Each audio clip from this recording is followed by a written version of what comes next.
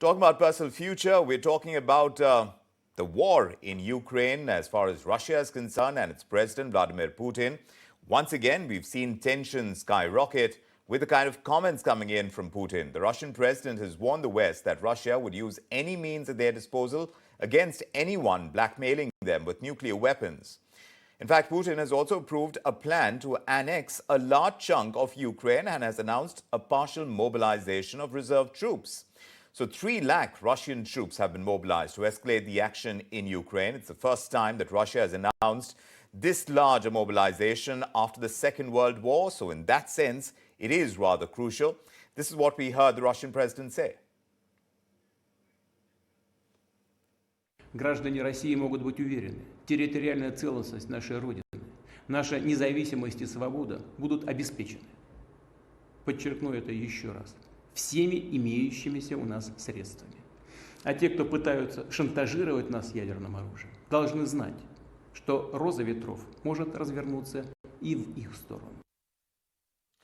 And my colleague Srinjoy Chaudhary, who's been actively tracking the war in Ukraine, has filed this report just to put the latest developments in context, including what Putin has said and by way of the mobilization that is likely to happen in the regions that Russia has come to occupy, and now they want to run a referendum, is what we are given to understand. But this is the report that Srinjoy has filed. Vladimir Putin, the Russian president, has really made a statement which has stirred up people, particularly in the West. He has said that we are not bluffing about nuclear weapons. Now, Russia has the largest number of nuclear weapons in the world. And while the Russian embassy here has said that this was not a statement about the use of nuclear weapons, it was a statement about sovereignty, the West obviously sees this differently, and they believe that this is a threat. Russia, of course, has a maximum number of nuclear weapons, followed by America, China, and then there are the others with nuclear weapons, Britain, France, India, Pakistan, North Korea, and so on. So we will have to see how this works out now.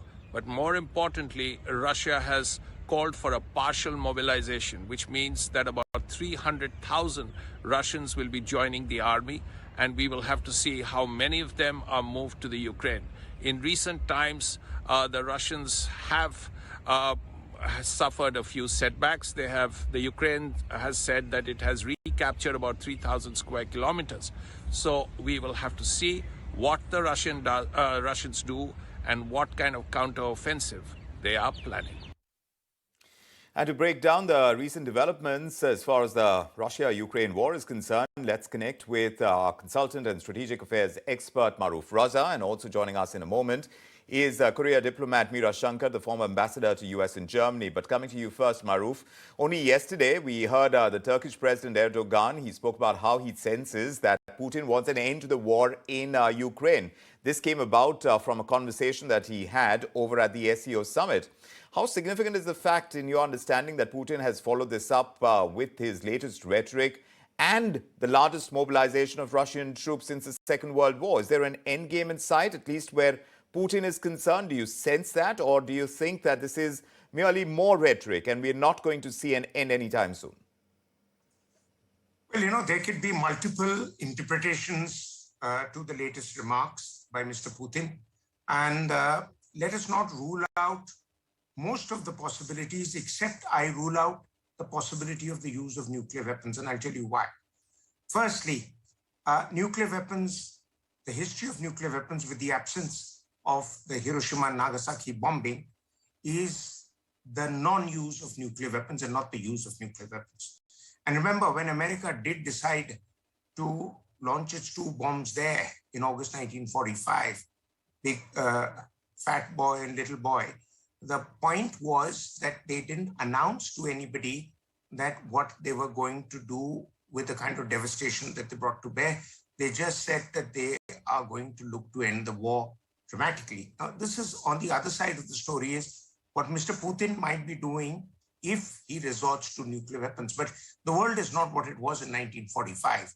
I mean, the moment you start putting the mechanisms in place to launch nuclear weapons, there are a lot of counter forces that go into play automatically on the adversary side. In the case of Putin, It'll be in the United States as well as in other countries where will be a sense of alarm about what he's going to do. Europe will be most heavily affected if it happens, so they don't want it to happen. So that's the first thing. Yes. The second thing is once you start and get onto the train of launching nuclear weapons, there are many steps to the ladder before you finally press the button. It doesn't happen as though you make it out in movies that the president decides to pull out a suitcase which has the nuclear button and just presses it and the world goes up in smoke. Yes. A lot of steps and counter steps. Now, what we need to understand, what are Mr. Putin's motivations? Right, and I'll come to that in a moment, Maroof, and that's very important to understand. But Meera Shankar is also joining us. Meera Shankar, diplomatically, do you see mediation taking place over here between Ukraine and Russia to bring the war to an end? And if so, could it be India that may be called upon to play the mediator in your understanding? I don't think that India would play the mediator. Turkey has been playing that role. And I have seen a write-up actually in one publication talking to Turkish sources which had brokered the first negotiation, saying that in the beginning of the war, it appeared that both Russia and Ukraine were almost ready in principle to settle for a peace agreement. And according to these sources, Putin had agreed to pull out forces from all territory recently occupied other than the Crimea. And Ukraine had agreed that it would forego its application for NATO membership and would remain neutral. And then there was a question of what guarantees Ukraine would get to make it feel more secure. But then in the meanwhile, there was a visit by certain Western dignitaries. In this case, they say the hurried visit by Boris Johnson, which promised that, the West would be in it for the long haul with Ukraine, and they saw this as an opportunity to weaken Russia. And so the talks fell through. Now, one doesn't know how accurate these accounts are. No, fair enough. This is the first account that I have seen of this nature. Yes. So it is possible that negotiations could resume, but I think it will be when both sides feel that there is a certain level of exhaustion. Right.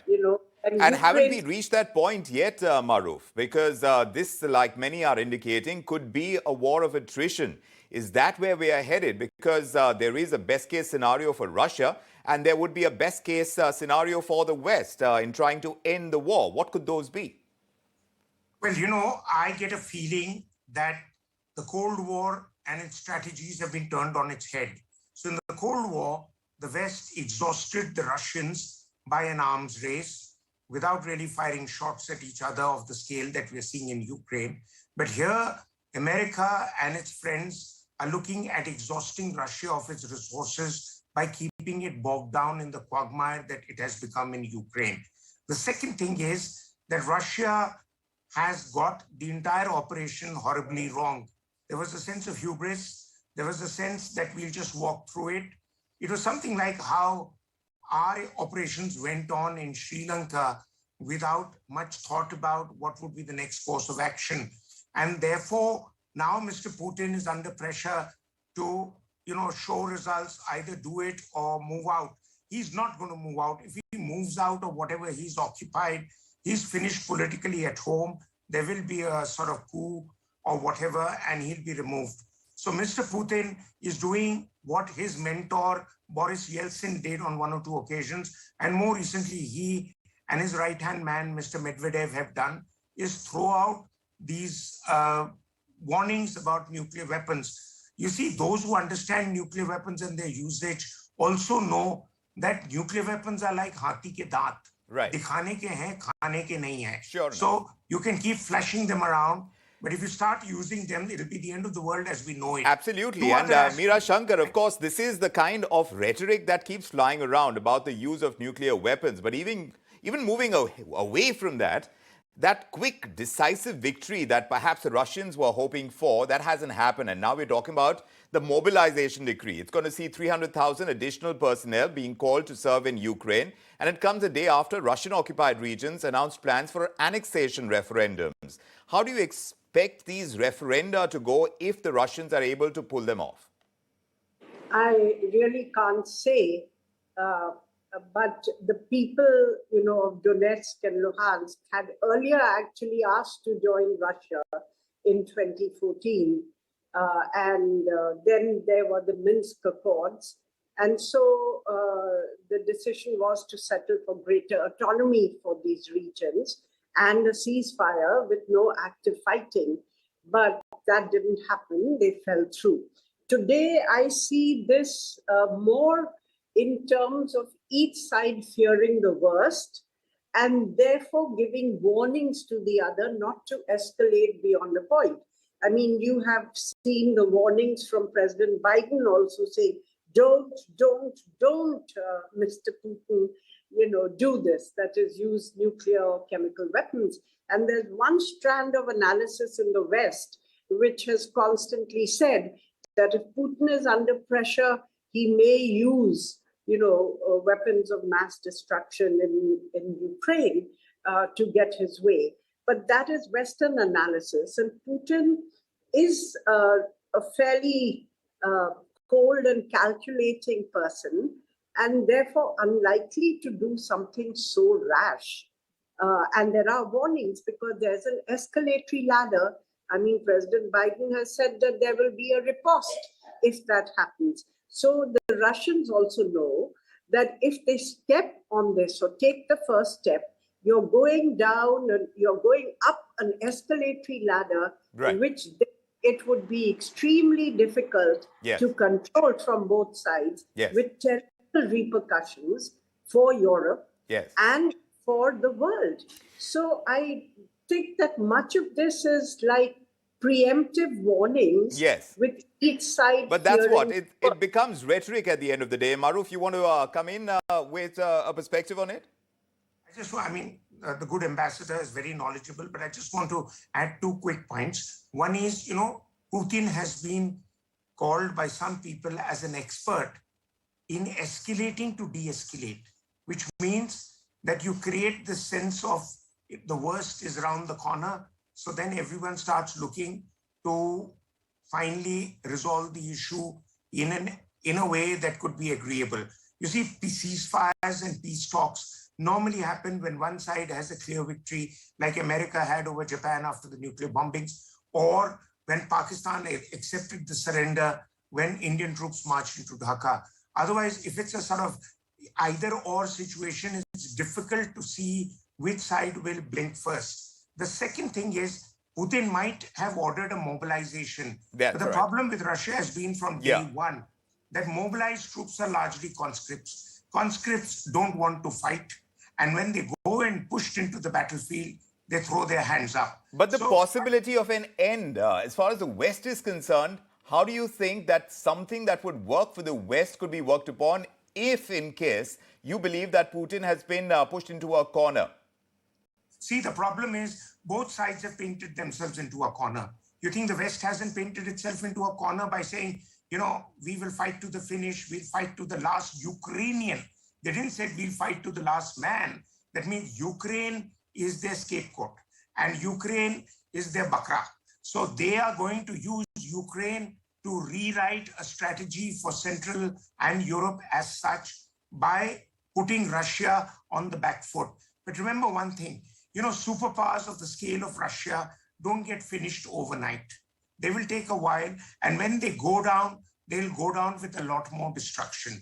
The answer is... This is going to become a war of attrition. You don't see a quick end coming over here, despite what we're hearing. I personally feel you have to get more real.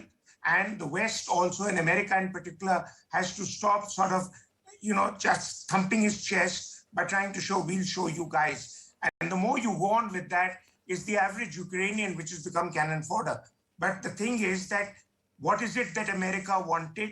What is it that it's being able to achieve? What is it that Russia wanted that's been able to achieve. That's the subject of a full-scale discussion. Yes. But let me tell you, Russia is about 50% close to what it wanted. And that was a buffer between Ukraine and Russia. They've got it in the territories they still hold. All right. We'll have to keep having these discussions because an end to this war is definitely not in sight. Going by what both of you are saying. Meera, Shankar, thanks very much. Maroof, Raza, always a pleasure. Thanks very much for joining us with your perspective on India tonight. Now,